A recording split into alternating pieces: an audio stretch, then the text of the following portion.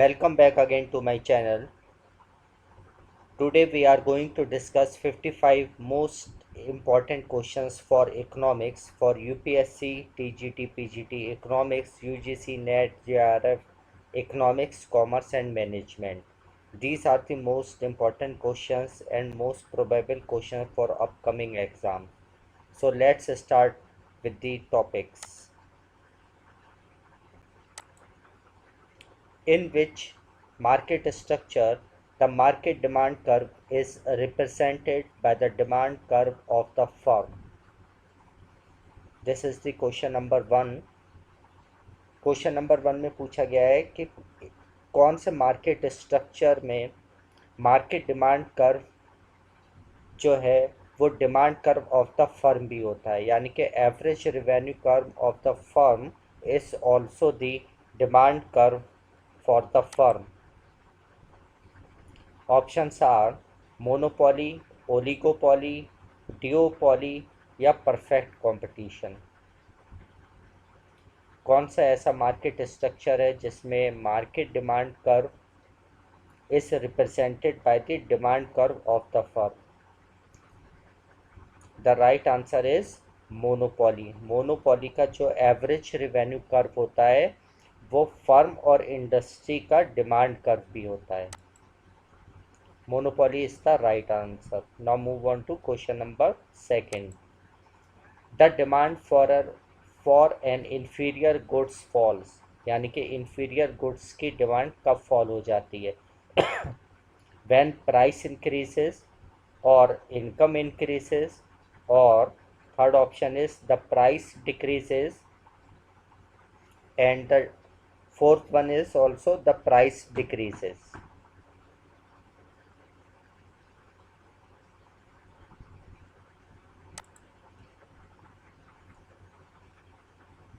एक inferior good की demand कब फॉल होती है?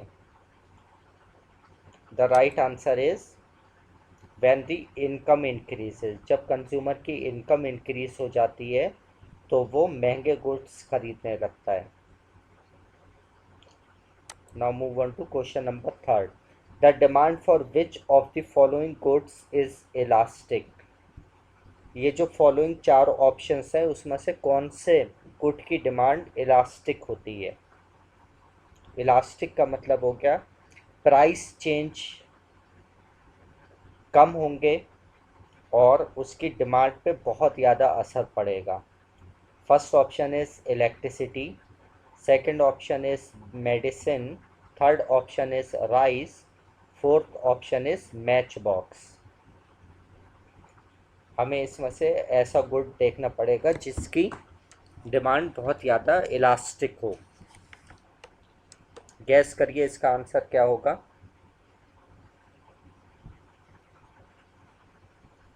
The answer is electricity. Electricity इसलिए ऑप्शन राइट है क्योंकि electricity can be put to various alternative uses. अगर इलेक्ट्रिसिटी के प्राइस अगर बढ़ जाएंगे तो हम सिर्फ नेसेसरी चीज़ों में ही इलेक्ट्रिसिटी को यूज़ करेंगे.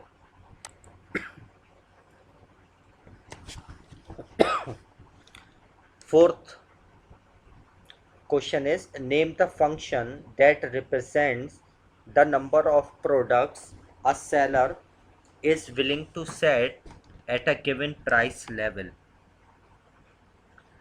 वो कौन सा फंक्शन है जो रिप्रेजेंट करता है number of products a seller is willing to sell at a given price, यानी कि एक सेलर उस प्राइस पे नंबर ऑफ प्रोडक्ट बेचने के लिए तैयार है.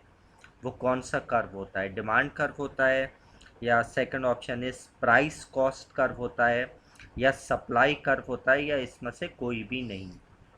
The right answer is price curve. Price curve ही वो कर्व होता है जिसमें एक सेलर अपने सारे गुड्स को बेचना चाहता है. Fifth is the cost of advertising is called. Advertising की जो कॉस्ट होती है उसको हम क्या बोलते हैं? इम्प्लिसिट कॉस्ट बोलते हैं, सरप्लस कॉस्ट बोलते हैं, फिक्स कॉस्ट बोलते हैं, या सेलिंग कॉस्ट बोलते हैं. गैस करिए, एडवर्टाइजिंग की जो कॉस्ट होती है वो कौन सी कॉस्ट होती है? इम्प्लिसिट होती है, सरप्लस कॉस्ट होती है, फिक्स कॉस्ट होती है, या सेलिंग कॉस्ट होती है? फिक्स कॉस्ट तो नहीं हो सकती। Right answer is selling cost. यानी कि अगर हमें ज़्यादा सेल करना है तो एडवर्टाइजिंग में ज़्यादा स्पेंड करना पड़ेगा, एक्सपेंडिचर एडवर्टाइजिंग में ज़्यादा बढ़ाना पड़ेगा, तो वो सेलिंग कॉस्ट होती है। Sixth is does not include the cost of sales. किस कंपटीशन में कॉस्ट इंक्लूड नहीं होती है अगर हमें कुछ भी बेचना है?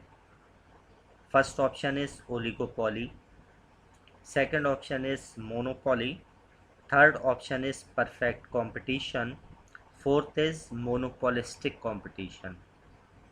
गैस करिए कौन से मार्केट स्ट्रक्चर में, कौन से कंपटीशन में सेलिंग कॉस्ट नहीं आती है?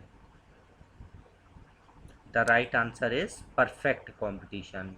परफेक्ट कंपटीशन में large number of buyers and sellers होते हैं। यहाँ पे कोई भी सेलिंग कॉस्ट नहीं आती है, कोई भी ट्रांसपोर्टेशन कॉस्ट नहीं आती है।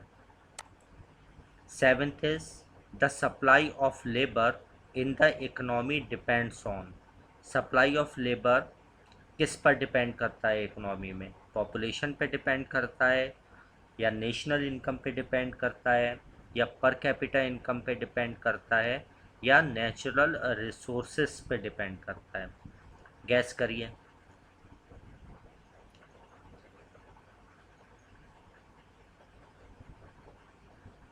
नेशनल इनकम पे डिपेंड नहीं करेगा, पर कैपिटा इनकम से कोई लेना देना नहीं है सप्लाई ऑफ लेबर की। आपके पास बचे दो ऑप्शंस, पॉपुलेशन और natural resources. The right answer is population. यानी कि सिंपल सी बात है, ज़्यादा पॉपुलेशन होगी तो सप्लाई ऑफ लेबर भी ज़्यादा होगी इकोनॉमी में। Eight question is when the labour supply curve bends backward. अगर labour supply curve backward shift हो रहा है तो options A is income become an inferior good, B work become an inferior good, third is leisure becomes an inferior good, fourth is people become lazy at higher salary level. Guess करिए, labour supply curve का backward bend हो रहा है, backward shift हो रहा है supply curve, तो क्या होगा? इनकम इंफीरियर गुड हो जाएगी, वर्क इंफीरियर कमोडिटी हो जाएगा, लेजर इंफीरियर कमोडिटी हो जाएगा, या people become lazy at higher salary level? Right answer is income become an inferior good. यानी कि उनके लिए इनकम कोई भी मैटर नहीं करेगी अगर लेबर सप्लाई कर बैकवर्ड हो जाएगा, यानी कि वो काम नहीं करना चाहेंगे। Ninth is in which of the following market structure there is a variable demand curve. कौन से मार्केट स्ट्रक्चर में वेरिएबल डिमांड कर्व होता है? परफेक्ट कंपटीशन में नहीं होता है, मोनोपोली में गैस करिए, ओलिगोपोली में गैस करिए, और मोनोपोलिस्टिक कंपटीशन में गैस करिए, इसमें वेरिएबल डिमांड कर्व होता है।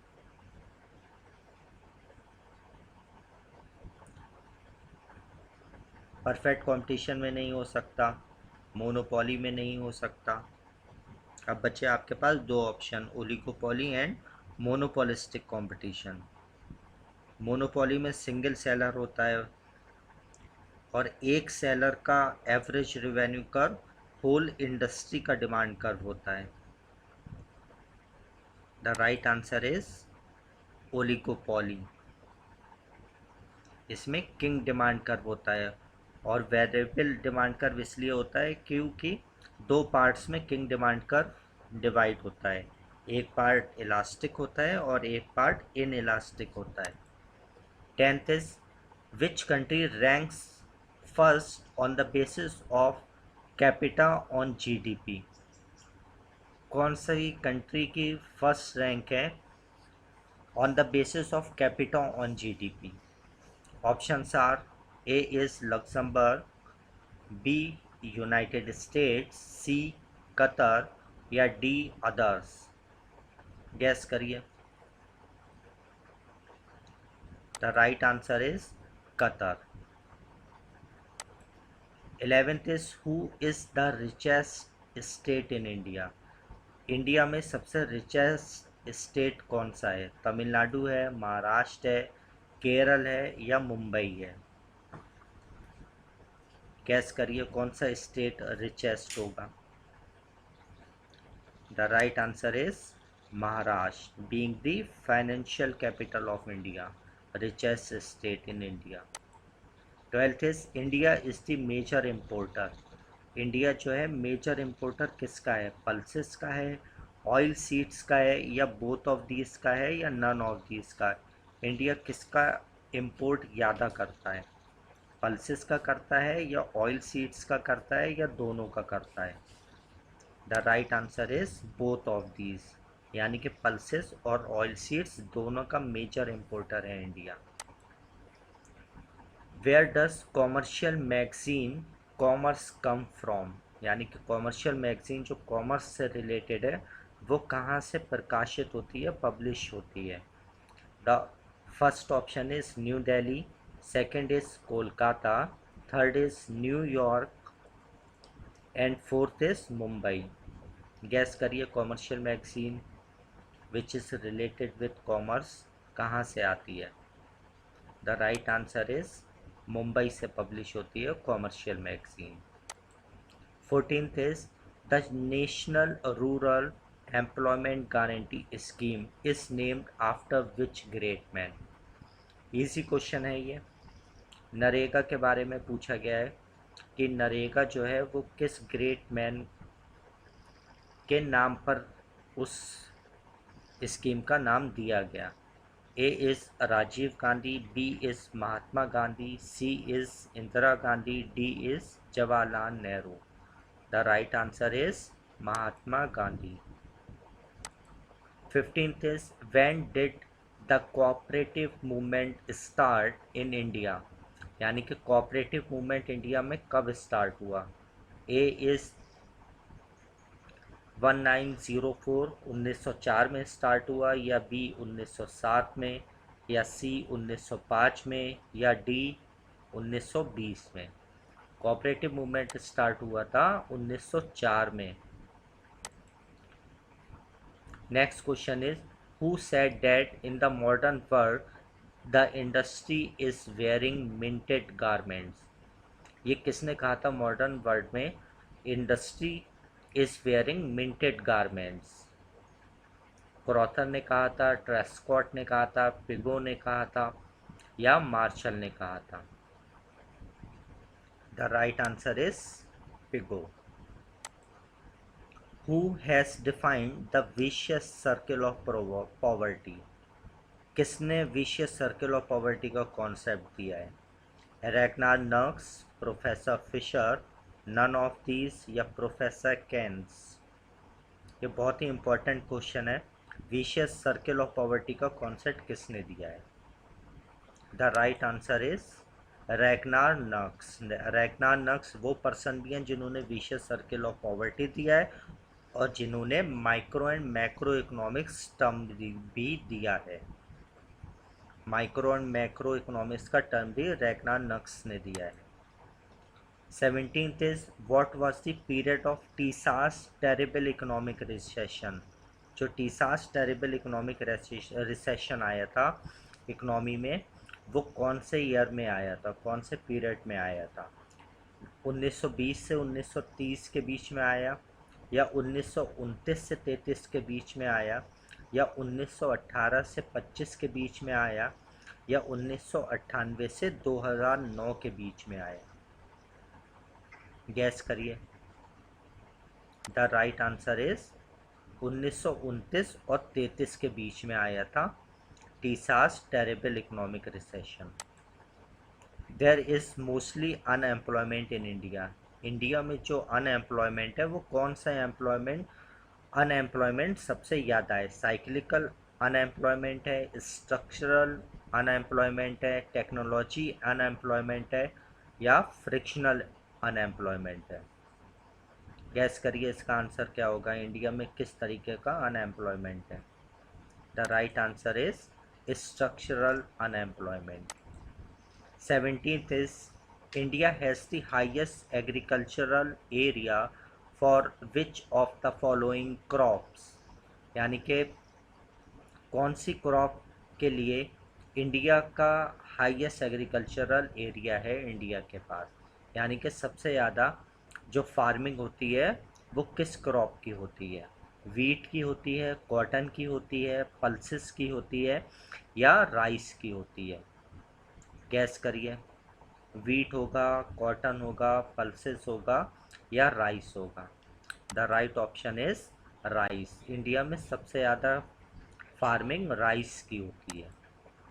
In which year did the United Nations set the principles for the rights and protection of the consumer, यानी कि यूनाइटेड नेशन ने कौन से ईयर में प्रिंसिपल्स दिए for the rights and protection of the consumer, यानी कि कंज्यूमर के कुछ अधिकार भी हैं और उसकी प्रोटेक्शन के लिए राइट्स यूनाइटेड नेशंस ने कौन से ईयर में निकाले? ऑप्शंस आर 1985, 1990, 2005 या 2010। द राइट आंसर इज 1985 में यूनाइटेड नेशंस ने प्रिंसिपल्स दिए थे for the rights and protection of the consumer. Question number 19, when did the new economic policy program on economic reforms begin, यानी कि new economic policy programme कब आया जो बात करता था इकोनॉमिक रिफॉर्म्स के लिए, कब स्टार्ट किया गया वो इंडिया में? The options are July 1980, second is July 1992, third is July 1991, fourth is July 1995। The right answer is July 1991।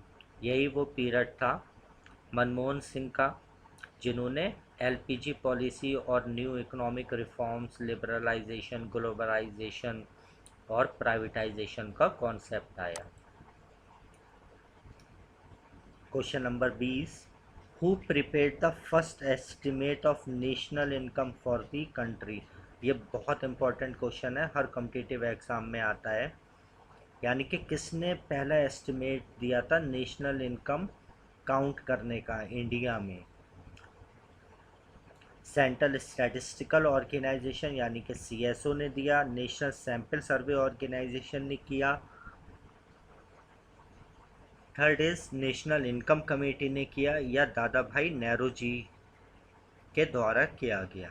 The right answer is दादा भाई नेहरू जी। ये बहुत ही इंपॉर्टेंट इकोनॉमिक का क्वेश्चन है। सबसे पहले नेशनल एंड इनकम का एस्टिमेशन दादा भाई नेहरू जी ने किया था। Which state has the highest human development index? India में कौन सा ऐसा स्टेट है जिसका HDI में हाईएस्ट रैंक है? गुजरात, केरल, तमिलनाडु या Maharashtra? The right option is B, Kerala. Question number 22, what percentage of the agricultural industry contributes to the gross profit from national income? यानी कि एग्रीकल्चर इंडस्ट्री जो है नेशनल इनकम में कितना कंट्रीब्यूट करती है ग्रॉस प्रॉफिट? यहाँ पे बात हो रही है ग्रॉस प्रॉफिट की। A is 17.5, B is 17.9%, C is 20% या D others? The right answer is 17.5% contribute करता है agriculture sector. Which fruit has the largest area under agriculture in India? यानी कि अब यहाँ पे बात हो रही है फ्रूट की। कौन सा फ्रूट जो है लार्जेस्ट एरिया कवर करता है इंडिया में? यानी कि सबसे ज़्यादा किस फ्रूट की फार्मिंग होती है इंडिया में? बनाना, जैक फ्रूट, लीची और mango. The right answer is mango. Question number 24, in which year foreign exchange management act यानी कि फेमा केम इनटू इफेक्ट? कौन से ईयर में फेमा आया? A is 1999, B is 2000, C is 2002 and D is 2003. Right answer is 2003 में FEMA आया। Question number 25, do the poor save more than the rich? क्या poor ज़्यादा सेव करते हैं रिच पर्सन से ज़्यादा? Options are relatively large portion of their income, वो poor लोग, गरीब लोग large portion of their income save करते हैं, हिज एंटायर इनकम सेव कर लेते हैं, या are relatively small portion of their income save करते हैं, या equal share of his income? The right answer is a relatively small portion of their income ही सेव कर पाता है एक poor person. Question number 26, which of the following is the oldest stock market in India? यानी कि India में कौन सी oldest stock market है? ये बहुत ही इंपॉर्टेंट क्वेश्चन है अगेन। तो options are A Patna, B Kanpur, C Mumbai, D Delhi. The right answer is again Mumbai. Mumbai का जो स्टॉक एक्सचेंज है वो ओल्डेस्ट स्टॉक मार्केट है एशिया में। Question number 27, which city has been called the financial capital of India? कौन से सिटी को फाइनेंशियल कैपिटल ऑफ इंडिया कहा जाता है? मुंबई, दिल्ली, पटना और बेंगलोर। गैस करिए इसमें से कौन सा ऑप्शन सही होगा। दिल्ली तो इंडिया कैपिटल है और Mumbai is the financial capital of India. Question number 28, which of the following is not a basis of credit? यानी कि अगर हमें उधार देना है किसी को या बैंक को उधार देना है तो ये बेसिस ऑफ क्रेडिट नहीं है। फेथ नहीं है, या बी एजुकेशन नहीं है, या सी रीपेइंग एबिलिटी नहीं है, या डी पीरियड ऑफ लोन नहीं है। The right answer is education. Question number 29, production and income calculation method is from economic point of view? Production and income calculation method is from economic point of view. The options are सहज, B scientist, C practical, या D all three. The right answer is all three are method of economic point of view for calculation of production and income. When was the commercial bank nationalized? Commercial bank कब nationalise हुई? 1975 में, 1966 में, या 1969 में, या 1980 में? ये बहुत ही इम्पोर्टेंट क्वेश्चन है again.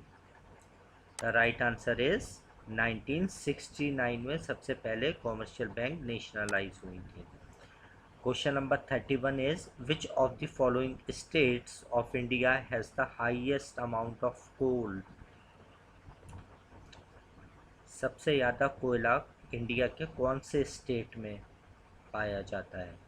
A Maharashtra, B Orissa, C Gujarat, D Rajasthan. The right answer is Orissa में सबसे ज़्यादा कोयला पाया जाता है। Question number 32, when was the consumer protection act announced in India? India में कंज्यूमर प्रोटेक्शन एक्ट कब आया?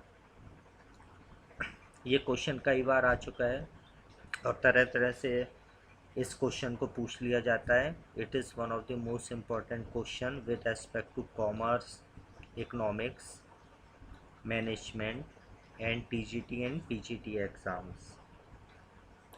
The options are 1987, B 1988, C 1986, D 1980। The right answer is 1986 में कंज्यूमर प्रोटेक्शन एक्ट आया। Question number 33, who is considered the originator of consumer movement? यानी कि किसको originator माना जाता है कंज्यूमर मूवमेंट का? तो options are Bill Clinton, B George Bush, C Ralph Nader, D McLagan. The right answer is Ralph Nader को originator माना जाता है कंज्यूमर मूवमेंट के लिए। रॉल्फ नाडार ने बहुत काम किया है। Question number 34, which one among the following formulates the fiscal policy of India? India के लिए फिस्कल पॉलिसी कौन बनाता है? The options are planning commission, B ministry of finance, C finance commission बनाता है, या D reserve bank of India बनाता है। यहाँ पे बात हो रही है फिस्कल पॉलिसी की, ना कि मॉनेटरी पॉलिसी। गैस करिए इसका ऑप्शन क्या होगा। The right answer is ministry of finance ही फिस्कल पॉलिसी बनाता है और मॉनेटरी पॉलिसी बनाता है reserve bank of India. Question number 35, round revolution in India was related to. Round revolution जो इंडिया में था वो किससे रिलेटेड था? A potato, B onion, C oil seeds, D tomato. Round revolution, the right answer is potato. 36, who was the first administrator statesman to attempt planning as a means for economic development? First administrator statesman कौन था जिसने planning को कहा कि ये एक economic mean है country के डेवलपमेंट के लिए? सर सीपी रामास्वामी अय्यर ने कहा, M Visvesvaraya, C VT Krishnachari, या D C Rajagopalachari. The right answer is M Visvesvaraya. Question number 37, which of the following is the basic characteristic of oligopoly? यानी कि ओलिगोपोली की बेसिक करेक्टरिस्टिक क्या है? A is a few sellers one buyer, B a few sellers many buyers, या C a few sellers a few buyers, या D many sellers a few buyers. Guess what is the right answer of this question. The question is asking for the characteristic of oligopoly. Perfect competition में large number of buyers and sellers होते हैं, monopoly में single seller होता है, और oligopoly में the right answer is B, few sellers होते हैं और बहुत से बायर्स होते हैं, इसलिए कार्टल्स बन जाते हैं, ग्रुप्स बन जाते हैं।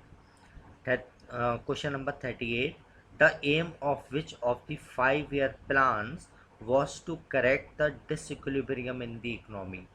यानी कि वो कौन सा 5-year प्लान था जो इकोनॉमी के डिसइक्विलिब्रियम को एंड करने के लिए या करेक्ट करने के लिए बनाया गया? Options are, A first 5-year plan बनाया गया था, या बी सेकंड 5-year प्लान, या सी थर्ड 5-year प्लान, और option D fourth 5-year plan. कौन सा ऐसा 5-year प्लान था जो डिसइक्विलिब्रियम इन द इकोनॉमी को करेक्ट करने के लिए बनाया गया? The right answer is first 5-year plan was to correct the disequilibrium in the economy. Next question is, which of the following 5-year plans recognized human development as the core of all developmental efforts? वो कौन सा 5-year plan था जिसने ये recognise किया था कि अगर हम ह्यूमन को डेवलप कर देंगे तो वो as the core of all development efforts, यानी कि सारे डेवलपमेंट एफर्ट्स सक्सेसफुल हो जाएंगे अगर हम ह्यूमन का डेवलपमेंट कर देंगे? The options are, 8th 5-year plan, और बी 7th 5-year प्लान, और सी 5th 5-year प्लान, और D third 5-year plan. The right answer is 8th 5-year plan में यह माना गया था कि human development is the core of all developmental efforts. Question number 40, which of the following plans aimed at improving the standard of living? वो कौन सा 5-year plan था जिसका मोटिव था पीपल्स की स्टैंडर्ड ऑफ लिविंग को इंक्रीज करना? A is third plan, B fourth plan, C 5th plan, और D 6th plan. The right answer is fourth plan. Fourth plan इसलिए बनाया गया था कि पीपल्स की स्टैंडर्ड ऑफ लिविंग इंक्रीज हो। Question number 41, at which of the following places was the mining of coal started in 1774? यानी कि कोल की माइनिंग जो 1774 में स्टार्ट हुई थी वो किस प्लेस से स्टार्ट हुई थी? The options are, option A is Chhindwara, B is Dhanbad, C is Ranchi, D is Raniganj. The right answer is Raniganj में कोल की माइनिंग स्टार्ट हुई थी 1774 में। Question number 42, in which of the following years were the cooking coals and non cooking coal mines in India nationalize? ये भी बहुत important question है, यानी कि कुकिंग कोल और नॉन कुकिंग कोल्स की जो माइंस थी वो इंडिया में कब नेशनलाइज हुई? Option A is 1971 and 72 repetitively, यहाँ पे रिपीटेटिवली की जगह रेस्पेक्टिवली पढ़िएगा आप। बी इज़ 1972 एंड 1973, और ऑप्शन सी इज़ 1973 एंड 1974, और D 1970 and 72। The right answer is 1972 and 73 में cooking coal mines and non cooking coal mines India में नेशनलाइज हुई। Question number 43, which Indian state has the largest number of cotton textile mill? वो India का कौन सा state है जिसमें सबसे ज़्यादा कॉटन टेक्सटाइल मिल्स हैं?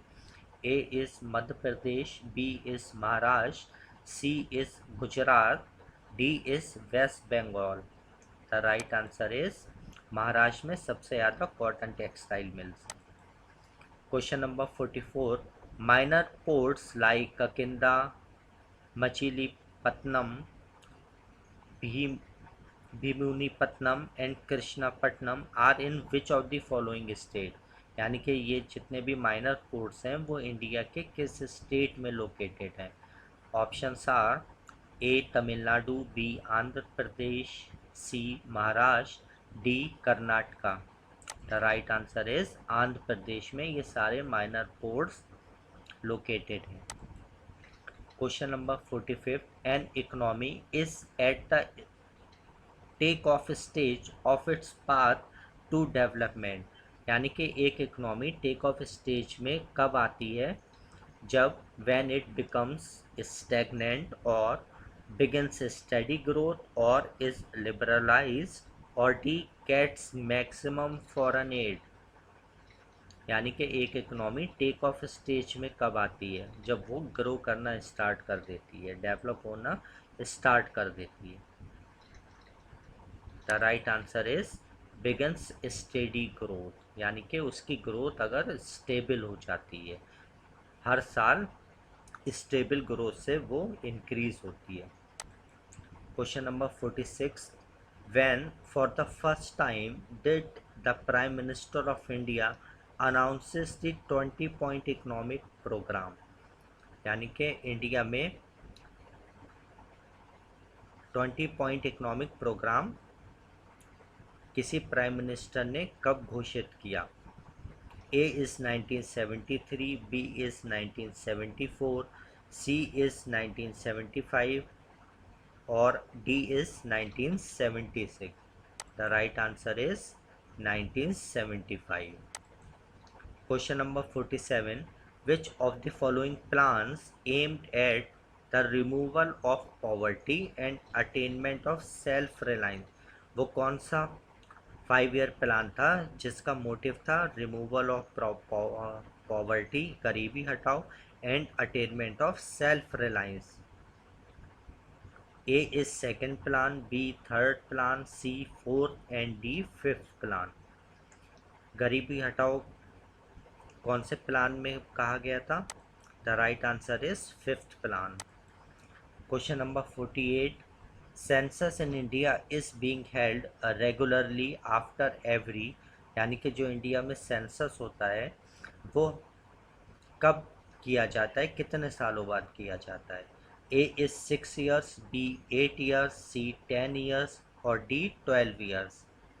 The right answer is census हमेशा 10 साल बाद किया जाता है।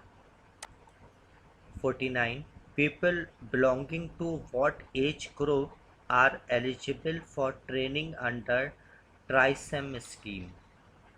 जो ट्राइसेम स्कीम है वो कौन से पीपल्स की एज ग्रुप के लिए है? 18 से 35, 25 से 40, 18 से 50 या 18 से 25? द राइट आंसर इज 18 से 35। Question number 50, according to the census in 2001 which city in India has the largest population? यानी कि ये चार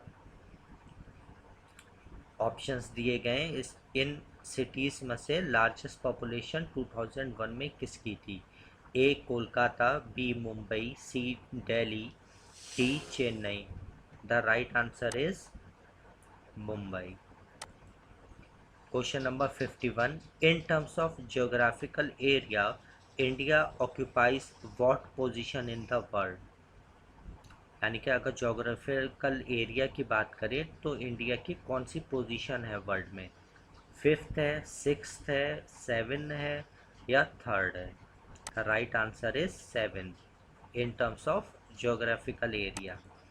question number 52, India does not share its boundary with which of the following countries? यानी कि इन following countries में India किसके साथ अपनी बाउंड्री शेयर नहीं करता है? A is China, B is Taiwan, C is Burma, D is Bhutan. Guess करिए, इंडिया की बाउंड्री किससे टच नहीं होती है, किस कंट्री से? The right answer is Taiwan.